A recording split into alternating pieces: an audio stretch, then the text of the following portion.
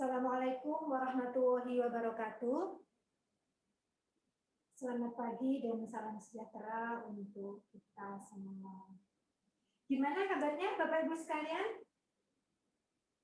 Alhamdulillah ya, alhamdulillah kita semua masih diberi kekuatan, diberi kesehatan, sehingga kita masih bisa mengikuti diklat analisis jabatan ini. Baik Bapak Ibu sekalian, pada hari ini saya akan bersama Bapak Ibu sekalian akan belajar bersama tentang konsep dasar penyusunan analisis jabatan. Sebelumnya, perkenalkan saya untuk memperkenalkan diri terlebih dahulu. Nama saya Qurratu Aini, saya biasa dipanggil Aini. Saya lahir di Jombang pada tanggal 11 Oktober 1980 dan saat ini saya menjadi Widaiswara Muda di Pusdiklat Tenaga Administrasi Kementerian Agama. Bapak Ibu bisa menghubungi saya di nomor WhatsApp 0812 86162675 atau di email aini.cabibie@gmail.com. Baik, setelah saya perkenalan, maka sekarang giliran Bapak Ibu sekalian untuk memperkenalkan diri. Oh, kemarin sudah ya di BLC, ya. Tapi saya belum berkenalan dengan Bapak Ibu sekalian. Apakah ini dari Kanwil, semua Kanwil di seluruh Indonesia? Ya, baik. Kita mulai saja dari sini ya, sebutkan nama sama instansinya Bapak. Bapak Taufik ya, dari Kanwil Jawa Timur. Monggo Pak, langsung ke sebelahnya. Iya, masih semangat-semangat semua ya Bapak ya, masih pagi soalnya. Gimana semangat pagi? Semangat, semangat, semangat. Masih sisa-sisa BLC ini masih ada di sini. Baik Bapak Ibu, pada hari ini kita akan belajar tentang konsep dasar penyusunan analisis jabatan sehingga nanti hasil belajarnya Bapak Ibu sekalian diharapkan mampu untuk menjelaskan konsep dasar dari penyusunan analisis jabatan. Ada 3 materi pokok selama 6 JP ke depan, yaitu yang pertama adalah tentang pengantar analisis jabatan, yang kedua metode dan tahapan pelaksanaan analisis jabatan, serta identitas dan saran jabatan. Baik, sekarang kita memasuki materi yang pertama terlebih dahulu, yaitu pengantar analisis jabatan. Apa sih analisis jabatan itu?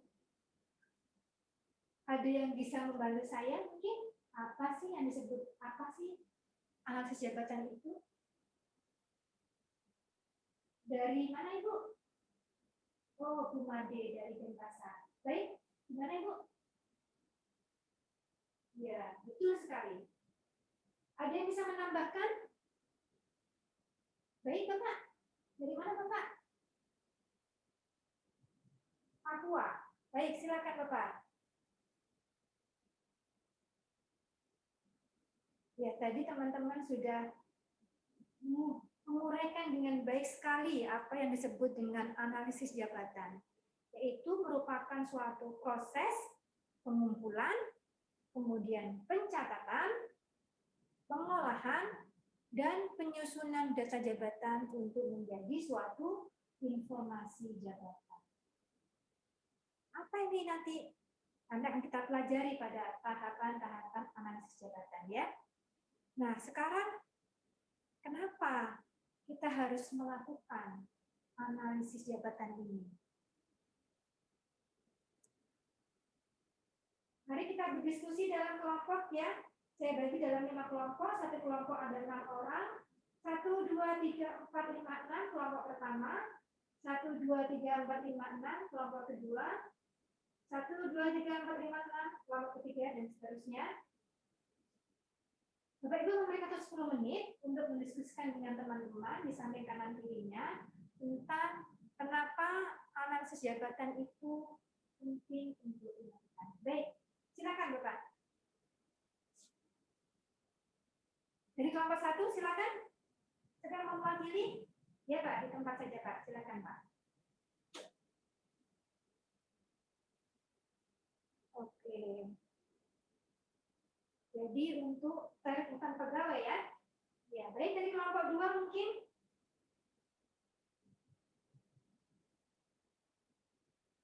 Untuk remunerasi, ya betul. Untuk remunerasi. Baik, dari kelompok yang lainnya silakan.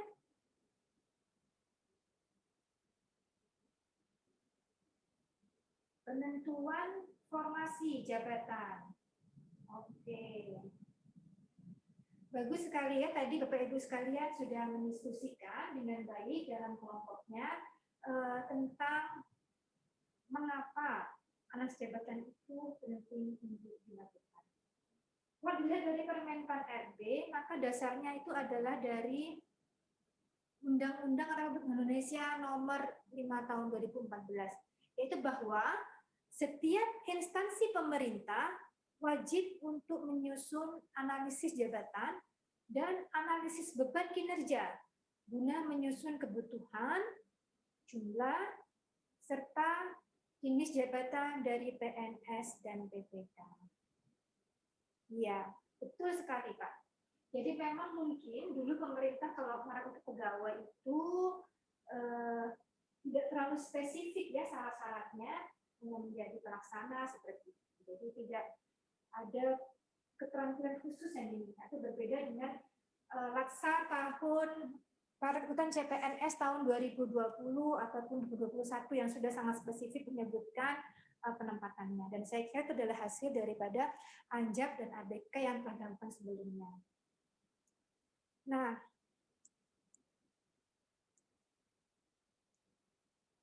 tujuan dari analisis jabatan ini memang untuk membantu dan memudahkan instansi pemerintah, pusat dan daerah dalam melakukan analisis jabatan dalam penataan kelembagaan, kepegawaian, yang sekaligus memberikan umpan balik bagi penyempurnaan organisasi ketatalaksanaan serta pengawasan dan akuntabilitas. Tadi memang sebagaimana sudah disampaikan oleh teman-teman, ini ada penataan kelembagaan di sini. Kemudian kepegawaian. Kemudian juga penyempurnaan organisasi ketatalaksanaan dan pengawasan. Jadi dari ANJAP dan ABK ini nanti akan melahirkan yang disebut dengan analisis kebutuhan pegawai. Kemudian juga melahirkan standar kompetensi dan syarat jabatan. Kemudian indikator kinerja pegawai serta nilai dan peringkat jabatan. Yang mana hal itu akan menjadi dasar bagi penyusunan formasi pegawai, kemudian rekrutmen, penempatan pegawai. Jadi selama ini saya sering melihat di kantor itu merasa kekurangan pegawai karena banyak yang pensiun, tetapi ternyata hanya sedikit yang menggantikan karena formasi itu sangat sulit sekali. Nah, nanti mereka akan dihitung nih kelebihan dan kekurangannya secara nasional. Kemudian juga penempatan dan penataan pegawai. Penyusunan pola karir. Jadi sekarang mungkin PNS lebih jelas pola karirnya, apa yang mau diambil, CFT apa yang mau diambil, dan kemana arahnya. Perencanaan kebutuhan diklat. Jadi diklat nanti akan benar-benar sesuai untuk kebutuhan individu maupun untuk kebutuhan organisasi. Serta tentu saja, sebagaimana yang tadi disebutkan oleh kelompok 2 ya, untuk penyusunan sistem remunerasi sesuai bobot jabatan dan kinerja. Melalui hal ini, diharapkan nanti kita memiliki jumlah, kualitas, distribusi, dan komposisi pegawai yang sesuai dengan jabatan kerja. Kemudian pegawai-pegawai tersebut juga akan ditempatkan pada tempat yang tepat, kemudian juga mengembangkan karirnya sesuai kompetensi, dan itu tentu saja akan meningkatkan kinerja dari aparatur sipil negara. Nah, di slide ini Bapak Ibu akan melihat grand design perencanaan ASN di mana ANJAP itu dilakukan minimal 5 tahun sekali, sementara ABK dilakukan setiap tahun. Anjir dan ABK ini akan menghasilkan peta jabatan, kemudian juga kebutuhan pegawai sesuai dengan beban kerja masing-masing jabatan, di mana minimal setiap orang itu memangku beban kerja 1.250 jam per tahunnya. Kemudian dari Anjir dan ABK ini nanti pegawai ASN bisa dan wajib mendapatkan diklat, kalau tidak salah 20 JP setiap tahun. Ketika ada kelebihan pegawai di suatu tempat, mungkin di Kemenag tertentu gitu ya, bisa dilakukan redistribusi ke daerah lain yang kekurangan pegawai. Dan jika ada jabatan yang kosong atau kekurangan, dapat dilakukan penambahan pegawai ASN. Baik, Bapak Ibu, sampai di sini ada pertanyaan? Ada yang mau menyatakan pendapat? Mau menggabungkan? Oke, Bapak silakan Bapak. Dari mana Bapak? Oke. Di instansi Bapak sudah berjalan atau belum untuk Anjep dan ABK-nya? Iya Bapak, iya. Baik.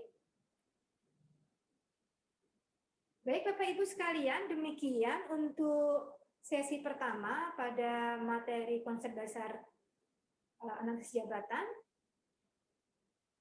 Sebelum saya akhiri sesi ini, mari kita evaluasi dulu. Ada yang mau menjawab pertanyaan saya ini?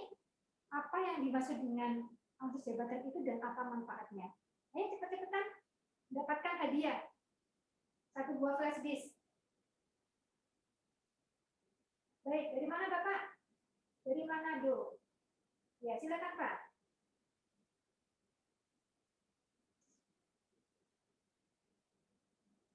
Baik, terima kasih Bapak Ibu sekalian. Pada hari sesi ini kita sudah mempelajari tentang apa itu analisis jabatan secara umum dan juga manfaatnya. Terima kasih atas kerjasama dan kebersahaannya. Saya akhiri. Wassalamualaikum warahmatullahi wabarakatuh. Mari kita ketemu lagi pada sesi-sesi berikutnya. Salam sukses.